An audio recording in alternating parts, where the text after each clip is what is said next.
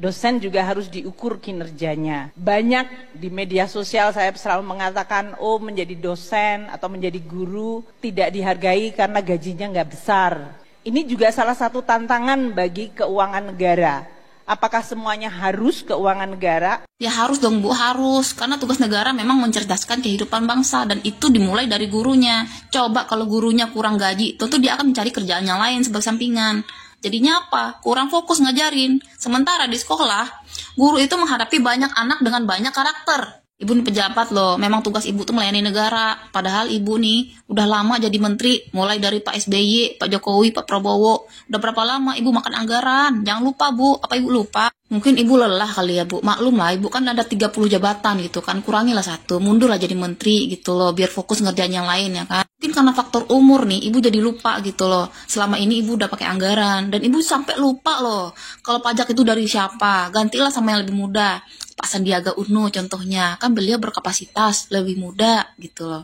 Mundur ya Bu ya, mundur.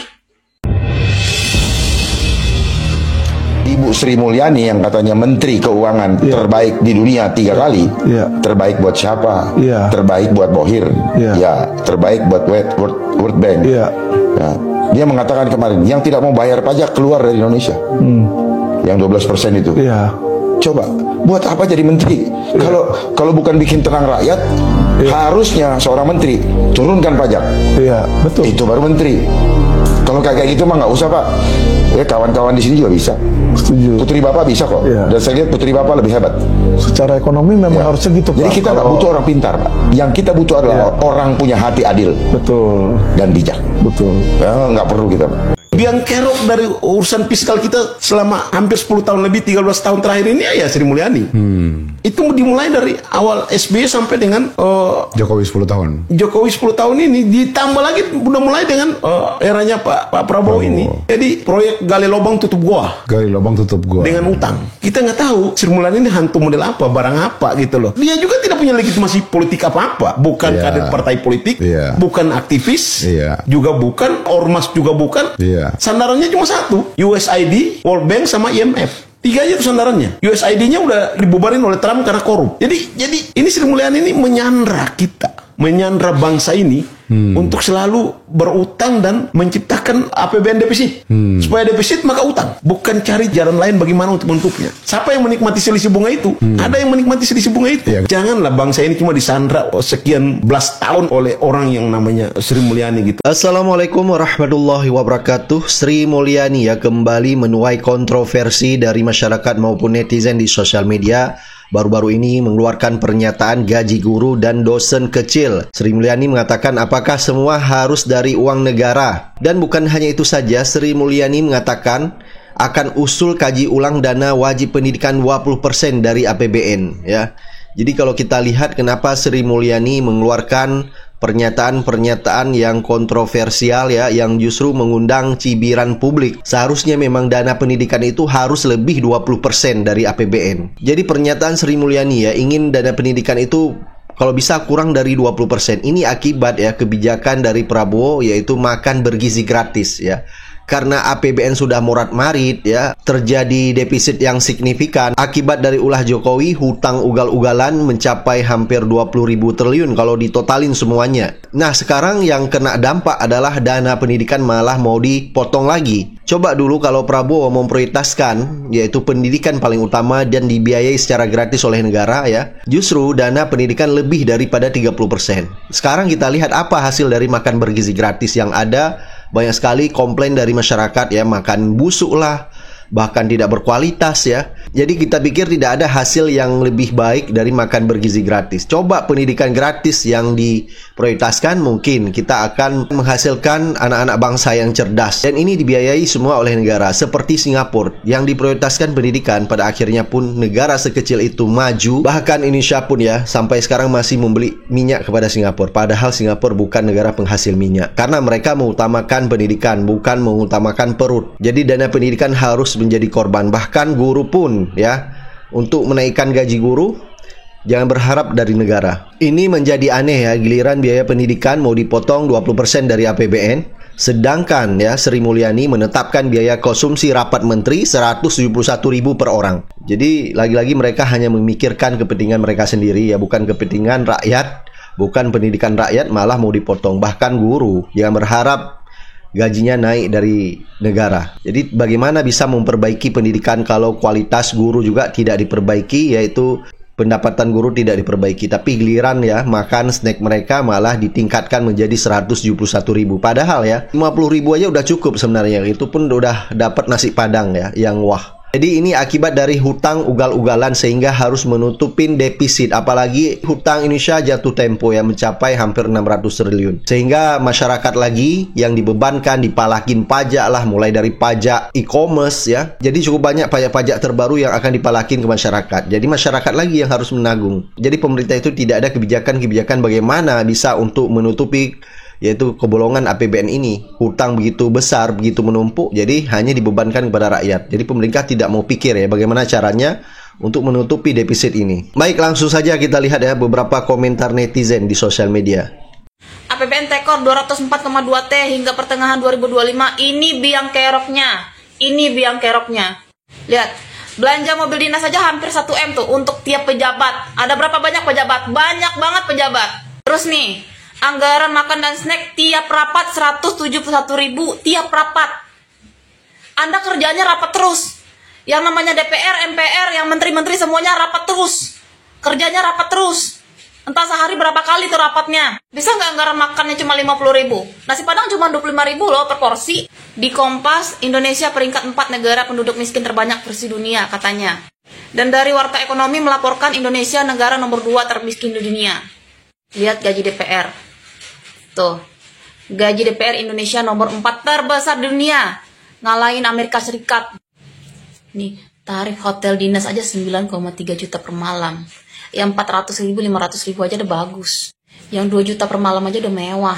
Pantes ya DPR nggak bersuara ya. Karena dikasih gaji gede sama Bu Menkeu. Gedenya gede banget. Sampai artis-artis yang udah kaya dari sononya masih tergiur untuk menjadi anggota DPR. Ini baru anggaran yang di-up media. Belum lagi anggaran yang tidak di-up media. Jujur nih, selama beliau ini jadi Menkeu, berita yang kita dapatkan darinya tuh selalu berita buruk. Pajak yang kurang besar terus, rugi terus, defisit terus. Padahal beliau tahu nih, Indonesia ini punya banyak tambang. Harusnya dia selalu mempertanyakan kemana uang tambang. Kenapa APBN selalu bergantung pada pajak? Perusahaan energi kita selalu rugi, kenapa? Bahan alam padahal udah gratis, tinggal menambang aja tuh. Lihat tuh perusahaan energi milik swasta. Masih eksis sampai sekarang, nggak ada pakai subsidi-subsidian. Artinya apa? Itu perusahaan untung. Kayaknya ibu-ibu yang ikut tren 100.000 di tangan istri yang tepat lebih cocok untuk gantiin Menkeu. Bisa bahasa Inggris nggak Bu? S1 nggak Bu? Lanjut Bu, gas, gantiin Menkeu kita. Tenang aja Bu, saya belain. Nggak apa-apa gaji kecil, yang penting berkah ya Bu. Ya, walaupun di undang-undang sudah tertulis bahwa negara menjamin kesejahteraan guru dan dosen. Tapi kan negara nggak punya anggaran ya Bu. Anggarannya kan buat makan gratis. Kan rakyat juga yang lebih memilih makan gratis daripada pendidikan gratis. Ya walaupun itu semua kita tahu ya sumber APBN untuk menggaji guru itu dari mana lagi kalau bukan dari pajak rakyat. Tapi kan guru itu pahlawan tanpa tanda jasa ya Bu. Masa mau hitung-hitungan sama pemerintah? Iya kan Bu? Nasihati aja Bu mereka bahwa jangan membandingkan diri dengan orang lain. Biarin aja gaji guru di Singapura itu 11 juta. Kita kan cukup 2,4 juta ya Bu. Nggak lebay ketika publik hari ini bilang negara nggak berpihak kepada rakyat. Urusan kesejahteraan rakyat, gaji guru yang memang masih kecil dibilang membebankan APBN. Giliran ambisi kekuasaan, IKN, MBG, Kabinet Super Gemuk, itu pakai APBN dan dibilang, ya itu kan kebutuhan negara. Gimana sih? Berbagi gaji komisaris, rangkap jabatan pula dengan wakil menteri, menggunakan uang APBN. Institusi bermasalah seperti Polri, tiap tahun anggaran naik dan pakai uang APBN. Di tengah efisiensi, anggaran mobil dinas, hotel pejabat juga terus naik. Kenapa harus tanggung oleh APBN? Jangan pilih kasih. Giliran sesuatu yang memang dibutuhkan oleh publik, kesejahteraan guru, lapangan pekerjaan dan sebagainya, seakan-akan beban. Giliran ambisi kekuasaan yang rawan korupsi, rawan mangkrak nih kayak IKN sekarang, dibilang itu kebutuhan. Itu namanya nggak pro terhadap rakyat. Namanya pro terhadap elit, pro terhadap perut mereka sendiri, pro terhadap kapitalis. Dan publik masih sering dipertanyakan kalau lagi ngkritik pemerintah. Hei, apa kontribusi kalian buat negara? 70% APBN kita. lahir dari pajak, yaitu dari uang rakyat, dari PT-PT rakyat semua. Segala tanggungan negara ini dibebankan kepada rakyat, terutama kelas menengah. Giliran orang-orang kaya yang menguasai 49% kekayaan negeri ini, 1% orang doang diberikan tax amnesty. Rakyatnya dikasih PPN 12%. Di mana letak keadilannya? Ini namanya kesenjangan, bukan keadilan. Jadi siapa yang lebih cocok dibilang mengkhianati bendera merah putih? Orang-orang mengibarkan bendera One Piece? Bukan. Tapi para pejabat yang mengkhianati sumpah mereka sendiri untuk melindungi dan juga memenuhi kebutuhan rakyat dan mengkhianati Pancasila kita yang mengatasnamakan keadilan sosial bagi seluruh rakyat Indonesia. Bosen kritisi Prabowo tuh ya. Kalau menurut emak, Pak Prabowo itu masih lemot. Disuruh rampas aset koruptor, malah pejabatnya sibuk mau ngerampas tanah rakyat, sibuk majekin rakyat. Terus disuruh nutup situs judi online, ini malah games Roblox yang mau ditutup. Anak gue komplain, kan alasannya Roblox itu mau ditutup di Indonesia itu karena kekerasan. Sementara situs-situs judi online, situs game seks, situs game kekerasan yang lain tuh banyak, itu nggak diapa-apain.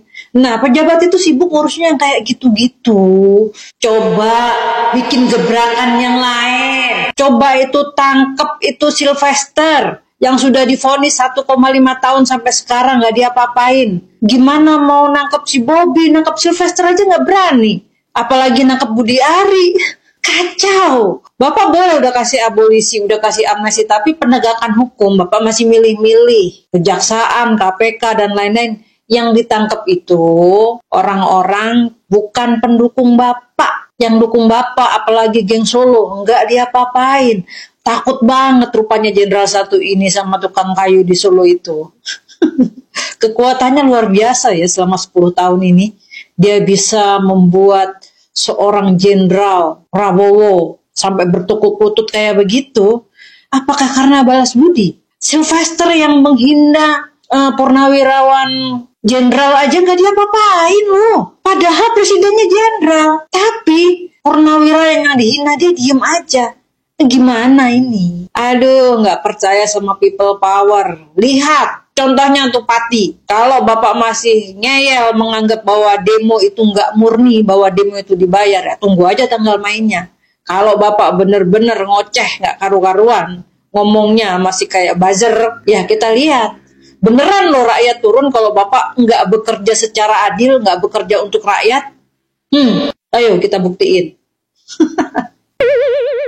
Ya ampun, kenapa sih menteri di kabinet Prabowo akhir-akhir ini congornya itu nggak ada yang dijaga gitu? Kenapa sih statement yang keluar dari mulut menterinya Prabowo adalah kualitas statement yang sama sekali tidak menunjukkan profesionalitas? Padahal pejabat negara termasuk menteri sampai detik ini juga tidak ada yang bersyukur, minimal berterima kasih kepada rakyat. Karena gaji yang mereka terima itu mayoritasnya berasal dari pajak rakyat. Rakyat yang bayar pajak. Padahal pendapatan rakyat jauh lebih kecil dari pendapatan para menteri. Tapi nggak ada tuh pejabat negara atau menteri bersyukur atau berterima kasih kepada rakyat. Nggak ada. Nah sekarang pemerintah ketika meresmikan yang namanya program sekolah rakyat, Menteri Keuangannya malah ngomong kayak gini, bersyukur karena negara hadir dan memfasilitasi. Padahal anggaran sekolah rakyat ini asalnya dari pajak juga. Pajak yang notabene berasal dari orang tua siswa itu sendiri. Tapi kok seolah Menteri Keuangan menganggap anggaran yang dipakai untuk merealisasikan yang namanya sekolah rakyat ini adalah anggaran yang berasal dari 100% uang pejabat, bukan dari pajak rakyat. Kalau seandainya nih ya, anggaran sekolah rakyat ini asalnya bukan dari pajak rakyat, tapi 100% dari uang pribadi menterinya Prabowo termasuk Prabowo sendiri, oke lah. Ya bikin statement bersyukur karena Pak negara hadir memfasilitasi, oke lah. Tapi kalau anggaran dari sekolah rakyat ini asalnya dari orang tua siswa juga, orang tua siswa yang notabene penghasilannya lebih kecil dari pejabat negara, terus Menteri Keuangan bikin statement kayak gini, ya tolonglah, gitu loh. Bikin statement yang lebih profesional, gitu loh. Emangnya harus banget ya menjelang hari kemerdekaan kayak gini, Menteri di Kabinet Prabowo harus bikin statement-statement yang setolol ini, gitu loh. Kenapa sih? Coba deh, kaum 58% ya, pendukung Prabowo Gibran, Ternakan Mulyono, coba jawab pertanyaan saya. Korelasinya di mana? MBG bisa meningkatkan kemampuan matematika dan bahasa Inggris. Korelasinya di mana? Karena jujur aja, berjam-jam saya mikir di mana korelasi. Kenapa MBG disebut bisa meningkatkan kemampuan matematika dan bahasa Inggris siswa? Di mana korelasinya? Di mana? Apakah MBG disebut bisa meningkatkan kemampuan matematika siswa karena siswa diajari untuk menghitung berapa anggaran dari lauk pauk yang notabene tidak seberapa dinampan di depan mata mereka? Apakah MBG disebut bisa meningkatkan bahasa Inggris siswa karena siswa diwajibkan untuk mengingat atau mengetahui apa bahasa Inggris dari lauk pauk yang ada di depan mereka? Kalau MBG disebut bisa meningkatkan kemampuan matematika dan bahasa Inggris siswa, wah, ini bisa-bisa bimbel sama les-les primagama atau sejenis apapun bisa bangkrut ini. Lucu, sekelas primagama atau tempat les-les yang lain kalah saing dengan MBG, makan busuk gratis. Saya pikir Prabowo dulu mengangkat Prof. Stella sebagai Wakil Menteri Pendidikan itu sebagai alasan yang masuk akal karena dia profesor, ya. Tapi setelah menjabat, aduh, ternyata pemikirannya hampir nggak ada bedanya sama pendukung Prabowo. Tolol.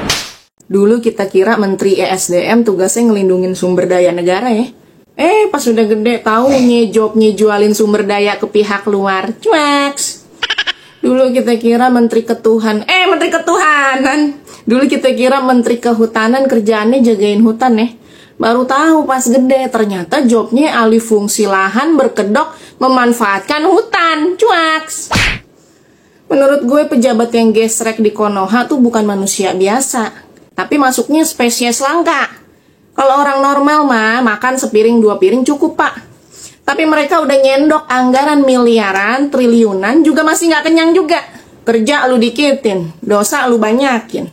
Malaikat pencatat amal buruk juga kehabisan kertas buat nyatet kalau gini caranya mah. Help me. Indonesia mah bukannya kurang kaya, tapi kebanyakan tikusnya. Orang rakus kan karena 3, punya power, dapat privilege, fasilitas berlebih sama no punishment. Gak ada hukuman yang bikin kapok. Awalnya nyolong dikit, kok aman, kok gak ada yang negor. Lama-lama nyendok banyak. Berlanjut sampai jadi istilahnya bahasa Sundanya bandwagon effect. Fenomena psikologis ngikutin tren. Kalau satu pejabat korup, pejabat lain ngerasa normal buat korup juga. Jadi tren kita ini gak cuma tren joget TikTok aja, tren korupsi juga ada. Udah mah kelakuan mereka yang bengak, yang ngerugiin negara. Malah rakyat yang disuruh hemat dong. Rakyat disuruh jangan boros ya, iyalah pak. Boros gimana sih ya? Kita kurang hemat apa lagi? Minyak aja kita pakai ngegoreng sampai hitam. Nasi udah berkerak aja kita rendem, kita kukus lagi. Kita mau sabun mandi udah kecil-kecil, mau sabun batang ditumpuk-tumpuk. Saking hematnya, kalau sampai kebuang sayang pak. Rakyat aja disuruh puasa, pejabat yang jangan boros. Mobil dinas ngapain pakai naik segala pejabat. Per orang 900 juta dong. Emang apa sih kalau naik Avanza gatel-gatel lu. Hotel dinas naik jadi 9 juta per malam, coba bayangin. Kalau nginep Oyo aja emang apa? Kudisan punggung lu Efisiensi dari Hong Kong. Yang boros siapa, yang disuruh hemat siapa? Mau heran tapi nggak heran. Demi Allah ya Pak, Bu, kita nggak redo Bu, duit pajak kita buat bayar hedonisme pejabat. Giliran naikin gaji guru aja ruwet, bener banyak cincong lu. Upgrade fasilitas pejabat ya nggak pakai lama ya, dasar lu. Baskom dukun, renovasi gedung pejabat 7 triliunan. Plafon lu aja dibagusin, genteng warga lu rembas setiap hujan. Gedek bet gue disuruh berhemat. Lagian bukan duit kita yang kedikitan tahu. Tapi emang harga barang-barang yang makin mahal. Dulu 100.000 tuh duit gede tahu. Ya nggak?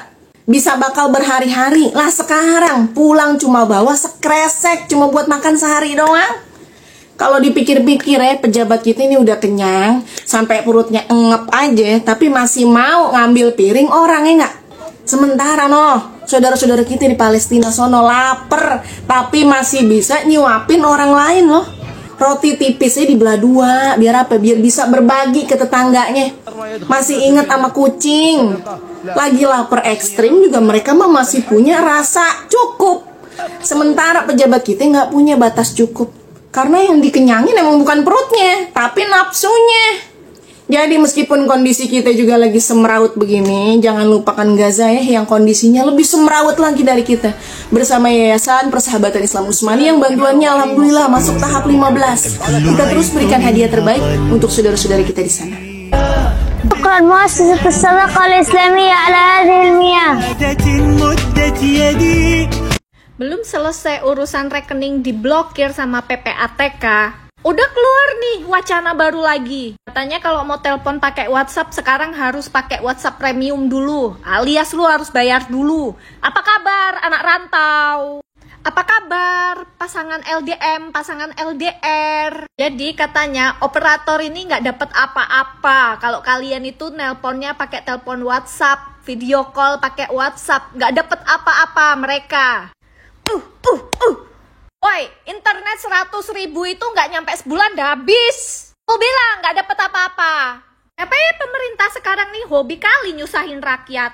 Iya, wacana, masih wacana. Kejadian apa nggak heboh itu? Hobi kali. Care sama Republik Indonesia, negara kalian yang memelihara kalian. Kalau kita perhatikan Ibu Sri Mulyani ini, kalau dikasih kesempatan megang mic, dikasih kesempatan untuk ngomong, omongannya racun kepada rakyat. Nggak pernah menjadi madu omongannya. Selalu racun. Kalau nggak defisit, naikkan pajak. Kalau nggak bercerita tentang pemerintah sudah berjasa kepada rakyat. Itu aja omongannya. Nggak pernah kita mendengar omongan langkah-langkah baru, terobosan, inovasi, bagaimana solusinya supaya meningkatkan pendapatan negara tanpa membebani rakyat. Itu nggak pernah. Nggak pernah dari mulut Ibu Sri Mulyani. Dan kuperhatikan sekarang Ibu Sri Mulyani berusaha mendoktrin generasi muda, anak-anak remaja bahwa negaralah yang memelihara mereka. Memang bahaya Ibu Sri Mulyani ini, bahaya. Bahaya Ibu Sri Mulyani.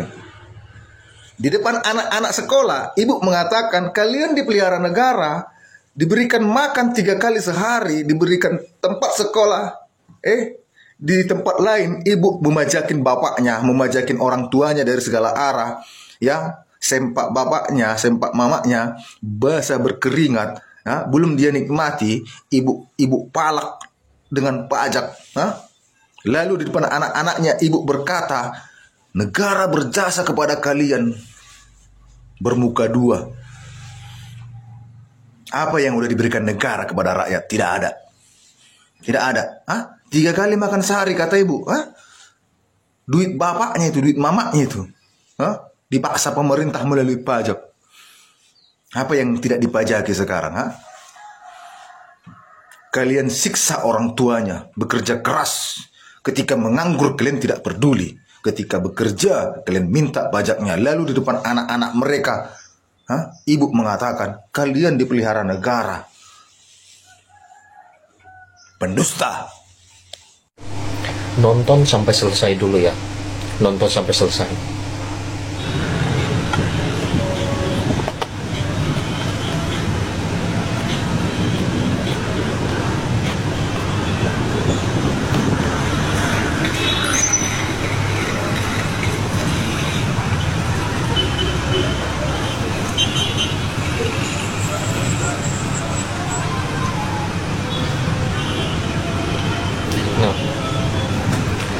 Satu hal yang menarik, lokasi ini hanya 10 menit dari Istana Presiden naik mobil. 10 menit dari Istana Presiden, 15 menit dari Gedung Kementerian Keuangan. Tapi mereka nggak akan tahu, para pejabat tinggi itu nggak akan tahu bahwa di dekat mereka ada yang seperti ini. Anak kecil yang naik botol plastik. Kenapa? Karena mereka kalau berangkat kemana-mana naiknya itu mobil yang harganya 900 juta lebih. Yang kedap suara, kacanya kaca gelap, sementara yang lain itu panas-panasan di suhu 35 derajat Celcius. Mereka bisa tidur di dalam mobil itu dengan suhu hanya 20 derajat Celcius. Itu satu. Yang kedua, kalau mereka dinas keluar kota, mereka harus tinggal di hotel yang bukan sekedar kamar tidur. Mereka nggak boleh tidur di dalam hotel yang harganya di bawah 2 juta, nggak boleh. Ini lihat, 2,4 sampai 9,5 juta per malam. Kalian tahu nggak kamar hotel yang 9 juta per malam itu seperti apa? Itu bukan sekedar kamar tidur, bukan cuma kamar tidur ranjang, enggak. Itu kalau kamu masuk ke dalam itu ada ruang tamunya sendiri, ada ruang makan sendiri, ada ruang kerja sendiri. Nah itu namanya Presiden Suite. Itu nggak banyak hotel yang punya ruangan-ruangan kayak begitu. Tapi pejabat tinggi kita harus ruangan seperti itu supaya mereka bisa tidur. Nah makanya itulah gunanya kalian bayar pajak. Jangan sampai anak-anak pejabat tinggi kita naik botol plastik seperti video yang di awal, ya. Bayar pajak. Yo, ini suara dari parit penderitaan untuk lo Sri Mulyani, iblis berkedok kebijakan. Yo, Sri Mulyani, lo bukan ekonom, lo jagal berkira duit rakyat, lo keruk, lo senyum kayak tak berdosa.